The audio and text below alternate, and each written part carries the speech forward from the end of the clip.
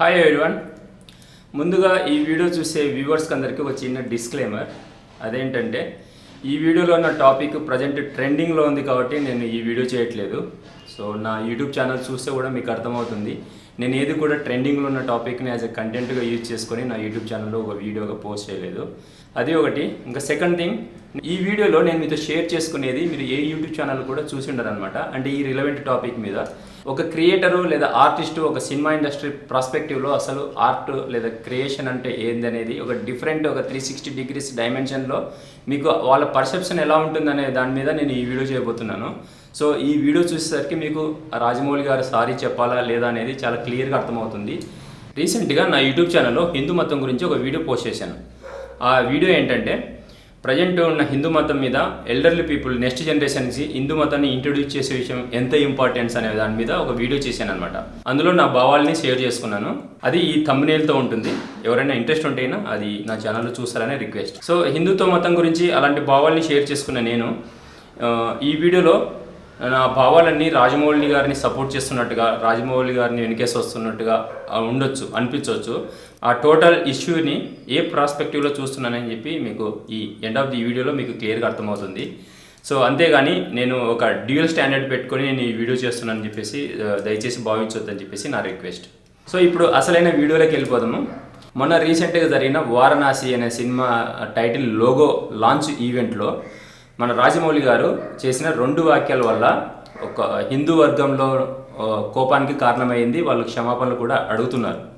So ఆ వాక్యాలు ఏంటనేది ఆయన మాటల్లోనే చెప్తే, మన రాజమౌళి గారు స్టేజ్ మీద పబ్లిక్ ప్లాట్ఫామ్లో నాకు దేవుడి మీద పెద్దగా నమ్మకం లేదన్నారు. ఇక 2వ వాక్యం వచ్చేసి అక్కడ ఒక చిన్న టెక్నికల్గా ఒక డిస్టర్బెన్స్ అయింది. అంతకుముందే మా నాన్నగారు నా వెనకాల హనుమంతుడు ఉండేసి నడిపిస్తున్నారు అని చెప్పేసి మా నాన్నగారు చెప్పారు.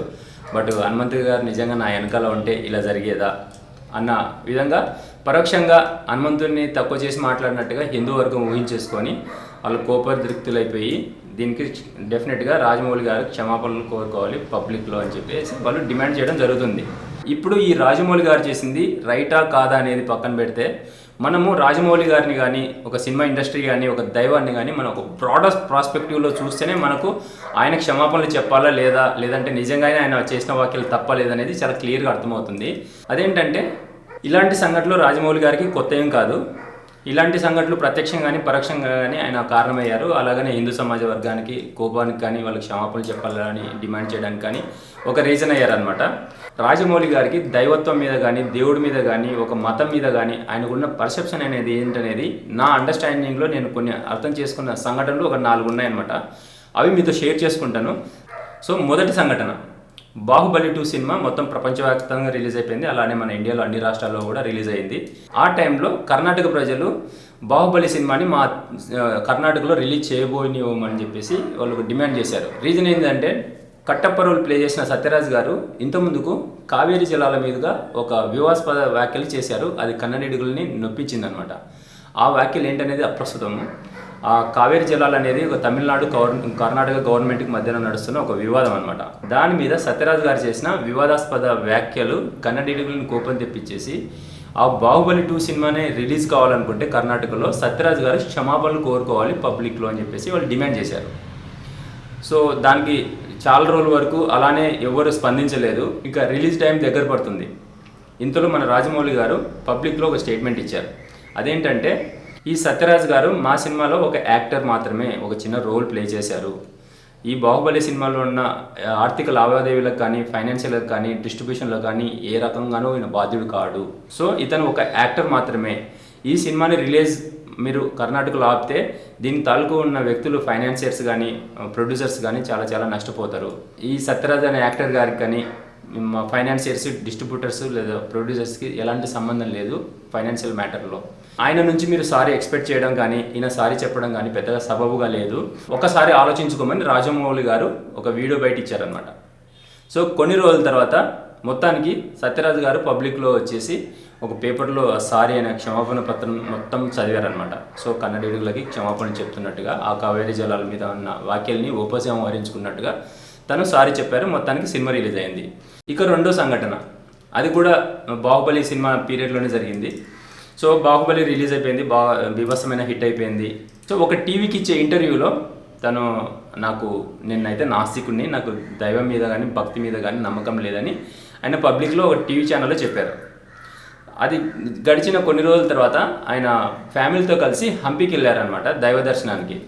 సో ఈ దైవ దర్శనంలో ఉన్న ఫోటోలు కొన్ని పబ్లిక్ సైట్లో రిలీజ్ అయ్యాయి అనమాట. దీన్ని బేస్ చేసుకొని మన రేషనలిస్టు గోగినేని బాబు గారు రాజమౌళి గారిని చాలా తులనాడారనమాట. మీరు పబ్లిక్లో నాస్తికుడు అని చెప్తారు, దైవం మీద కానీ దైవత్వం మీద కానీ భక్తి మీద కానీ ఎలాంటి నమ్మకం లేదని చెప్తారు. సో ఇలాగా మీరు మీ పబ్లిక్లో ఒపీనియన్ చెప్పి మీరు మళ్ళీ టెంపుల్కి వెళ్ళిపోతే అది ఒక దైవత్వాన్ని కానీ లేదంటే ఒక భక్తిని ఫాలో అయ్యేటోళ్ళకి కానీ దేవుడు అంటే నమ్మే ఆస్తికులకు కానీ ఒక క్వశ్చన్ మార్క్ లాగా ఉంటుంది. వాళ్ళకు ఒక కన్ఫ్యూజ్ స్టేట్లో ఉంచుతున్నారు. మీరు ఈ కన్ఫ్యూజన్ మీరు ఎందుకు క్రియేట్ చేశారు? బాబు గోగినేని ఈ మాటలు అనేసరికి రాజమౌళి గారి నుంచి ఎటువంటి ప్రతిస్పందన లేదనమాట. అంటే క్షమాపణలు చెప్పడం కానీ లేదంటే నాస్తికునని చెప్పి కూడా ఈ దేవాలయానికి ఎందుకు వెళ్ళాల్సి వచ్చింది అనేది కూడా ఆయన వివరణ ఇవ్వలేదు. ఇది ఈ రెండో సందర్భం. ఇక మూడో సందర్భం అదేంటంటే మన RRR సినిమా ట్రైలర్ రిలీజ్ అయింది. ఆ సినిమా ట్రైలర్లో మన ఎన్టీఆర్ గారు ముస్లిమ్స్ టోపీ పెట్టుకొని కొన్ని సెకండ్స్ కనపడతారు ఆ ట్రైలర్లో. మరి ఆ RRR సినిమా నేపథ్యం వచ్చేసి అల్లూరి సీతారామరాజు గారు తర్వాత కొమరం భీమ్ గారు ఆ టైంలో వాళ్ళు ఏమైనా కలుసుకొని నింటే ఎలా ఉంటుంది అనే కాల్పనికతను జోడించి తీసిన సినిమా. సో స్వాతంత్ర సమరయోధుల బ్యాక్డ్రాప్ వాళ్ళ నేపథ్యం తీసుకునే సినిమాని వాళ్ళు ముస్లిం టోపీని కొమరం భీమ్ మీద పెట్టేసి మీరు కించపరిచారని సో చరిత్రకారులు అయితేనే కానివ్వండి, కొంతమంది స్వాతంత్ర సమరయోధులు అయితేనే కానివ్వండి, కొన్ని హిందూ సంఘాలు విపరీతమైన అబ్జెక్ట్ చేశాయి. రాజమౌళి గారు ఆ సీన్లను తొలగించాలి లేదంటే బహిరంగంగా క్షమాపణలు చెప్పాలని కూడా చాలా సంఘాలు డిమాండ్ చేశాయి. రాజమౌళి గారి నుంచి నో రెస్పాన్స్. ఫైనల్గా సినిమా రిలీజ్ అయింది. సినిమా రిలీజ్ అయిన తర్వాత ఎవరు కానీ ఏ వర్గాలు కానీ దాన్ని ఖండించలేదు, యథావిధిగా అయిపోయిందనమాట. కానీ ఆ టైంలో కూడా రాజమౌళి గారు క్షమాపణలు చెప్పలేదన్నమాట. సో ఇంకా నాలుగో సందర్భం, ఇక RRR సినిమా రిలీజ్కి ముందర ఆయన రకరకాల ఛానల్స్లలో ఇంటర్వ్యూలు ఇచ్చారనమాట. ఆ ఇంటర్వ్యూలో ప్రతి ఇంటర్వ్యూలో అతను నాకు మహాభారతం తీయాలనేది నా డ్రీమ్ ప్రాజెక్ట్ అండి, నాకు మహాభారతం రామాయణాలు అంటే చాలా చాలా ఇష్టం అని చెప్పుకుంటూ వచ్చారు. అదేం కొత్తది కాదు. అందులో భాగంగా మన డైరెక్టర్ సందీప్ రెడ్డి వంగాకు ఇచ్చిన ఇంటర్వ్యూలో నాకు మహాభారతం అంటే చాలా చాలా ఇష్టము, కాకపోతే నేను తెరకెక్కించే మహాభారతం ఎలా ఉంటుందంటే అందరికి తెలిసిన మహాభారతంలో ఉండదు. సపోజ్ ఫర్ ఎగ్జాంపుల్కి కర్ణుడి గారికి శ్రీకృష్ణ గారికి మధ్యలో రిలేషన్ ఉండింటే ఆ రిలేషన్ ఎలా ఉండేది? కర్ణుడి గారు చనిపోయిన తర్వాత మన శ్రీకృష్ణ గారు ఎంతగా బాధపడింటారు, ఎలా బాధపడింటారు? సో ఇలాంటి ఇమాజినరీ ఆస్పెక్ట్స్ని జోడించేసి సినిమా తీసేసి ప్రజల్ని థ్రిల్ చేయడము, సర్ప్రైజ్ చేయడం అనేది నాకు చాలా యాజ్ ఎ క్రియేటర్గా సాటిస్ఫై చేసే అంశము. సో తెలిసిన మహాభారతాన్ని కాకుండా ఇలా కాల్పనికతను జోడించి తీయడం అంటే నాకు చాలా చాలా ఇష్టము.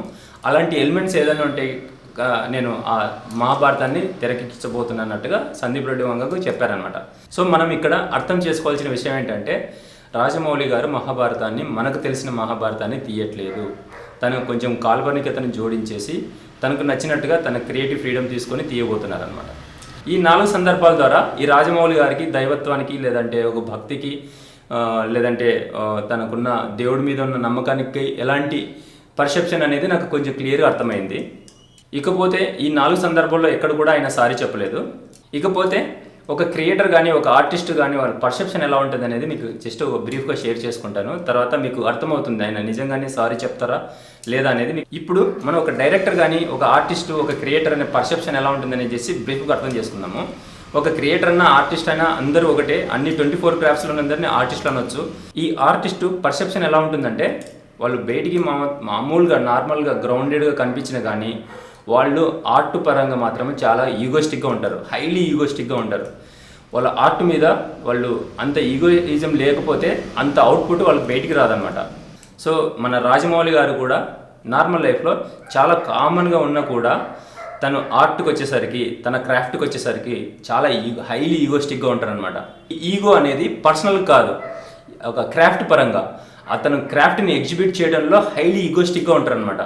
అంత హైలీ ఈగోస్టిక్ లేనిది వాళ్ళు ఒక మగధీర కానీ ఒక బాహుబలి RRR లాంటి సినిమాలను తీయలేరు. సో వాళ్ళకి ఆ ఈగో నుంచి వచ్చిందే ఈ కథని చాలా డిఫరెంట్గా చెప్పాలి, కొత్తగా థ్రిల్ చేయాలి, మన సినిమాని ఆడియన్స్కి ఇంకో కోణంలో చూపించాలి, ఇలాంటి తాపత్రయం చాలా ఎక్కువగా ఉంటుందన్నమాట. అందులో భాగంగా మొత్తానికి యావత్ ప్రపంచానికంతా మహాభారతం గురించి తెలిసిన రామాయణం గురించి తెలిసినా కానీ ఈ డైరెక్టర్కి ఉండే హైలీ క్రియేటివ్ ఈగోయిస్టిక్ మూలాన తను కథను చాలా కొత్త కథలో చెప్పాలని తను క్రియేటివ్ లిబర్టీ తీసుకొని ఒక కొత్త పర్సెప్షన్లో చెప్పడానికి ట్రై చేస్తారనమాట. సో అందులో భాగంగానే ఈ మహాభారతాన్ని కానీ రామాయణాన్ని కానీ మక్కిగా చెప్పకుండా వాళ్ళ క్రియేటివ్ లిబర్టీలో కొత్త వేలో చెప్పడానికి కోసమే రాజమౌళి గారు ప్రయత్నిస్తున్నారని నేను అనుకుంటున్నా. సో అందులో భాగంగానే ఇప్పుడు వచ్చి ఈ వారణాసి సినిమాలో కూడా డిఫరెంట్ టైం పీరియడ్స్ ఉన్నాయి. ఒక త్రేతాయుగం ఉంది, ఒక ద్వాపర యుగం ఉంది. త్రేతాయుగంలో ఉన్న శ్రీరాముడికి తర్వాత ద్వాపర యుగంలో ఉన్న శ్రీకృష్ణుడికి లింక్ ఎలా ఉంటుంది, ఆ రిలేషన్ ఎలా ఉంటుంది, ఇలాంటి చాలా చాలా కొత్త ఎలిమెంట్ అనమాట. సో చాలా సర్ప్రైజింగ్ ఎలిమెంట్. ఇదంతా రాజమౌళి గారు ఎందుకు చేస్తున్నారంటే ఆడియన్స్ని సర్ప్రైజ్ చేయడానికి, థ్రిల్ చేయడానికి. అంతేకాని ఆయనకి మహాభారతం కానీ రామాయణం మీద గౌరవం లేదని కాదు.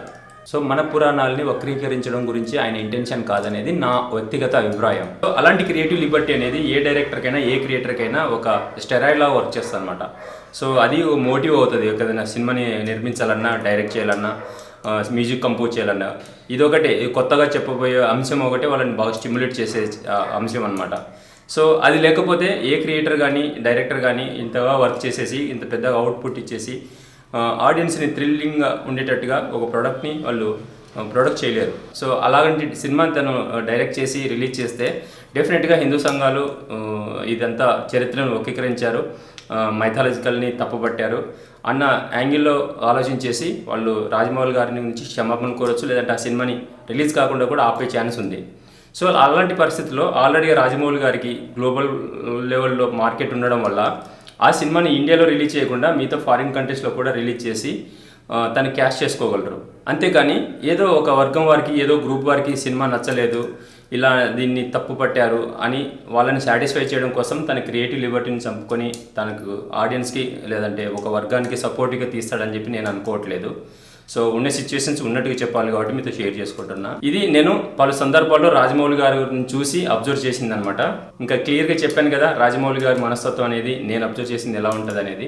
సో దీన్ని బట్టి ఈయన కాంటెంపరీ ఇష్యూ మీద నిజంగానే క్షమాపణలు చెప్తారా, లేదంటే క్షమాపణలు చెప్పరా, లేదంటే ఆయన చేసిన వాక్యాలు తప్ప ఒప్ప, లేదంటే హిందూ వర్గం వాళ్ళు తన నుంచి క్షమాపణని ఎక్స్పెక్ట్ చేయడము రైటా లేదా తప్ప అనేది సిచ్యువేషన్కి వదిలేస్తున్నాను. నేనైతే నా స్టాండ్ తీసుకోవడం అనేది నేను న్యూట్రల్గా అబ్జర్వ్ చేసింది కాబట్టి ఇలాంటి సిచ్యువేషన్స్లో మనిషి ఇలాగ రెస్పాండ్ అవుతున్నారు అనేది నేను క్లియర్గా నా భావాలు మీతో షేర్ చేసుకున్నా. యాజ్ ఎ క్రియేటర్గా ఒక లిబర్టీ ఫ్రీడమ్ తీసుకొని అనే ఛాన్స్ ఉంది. But at the same time Hindu వర్గం వాళ్ళు కూడా తన హిందూ వర్గాన్ని ఎవరు వక్రీకరించకూడదు, అవమానపరచకూడదు, తన దేవుళ్ళని అవమానపరిచేలా మాట్లాడకూడదు అన్నట్టుగా వాళ్ళ ప్రొటెక్ట్ చేసుకునే ఛాన్స్ ఉంది హిందూ ధర్మాన్ని. సో ఈ పరిస్థితులలో ఏం జరగబోతుంది అనేది మనము రాబోయే రోజుల్లో మనకు తెలుస్తుంది. డెఫినెట్గా రాజమౌళి గారు తను ఇంతకుముందుకు సినిమాలలో దేవుడిని ప్రొజెక్ట్ చేసిన విధానం అయితే కానివ్వండి, తనకు మన పురాణాల మీద ఎంతగా రెస్పెక్ట్ ఉంటే వాటిని సినిమాలాగా తీయాలనిపించి ఉంటుంది. అంటే డెఫినెట్గా రాజమౌళి గారికి మన పురాణాలన్నా దేవుళ్ళైనా గౌరవం ఉంటుందని నేను అనుకుంటున్నాను.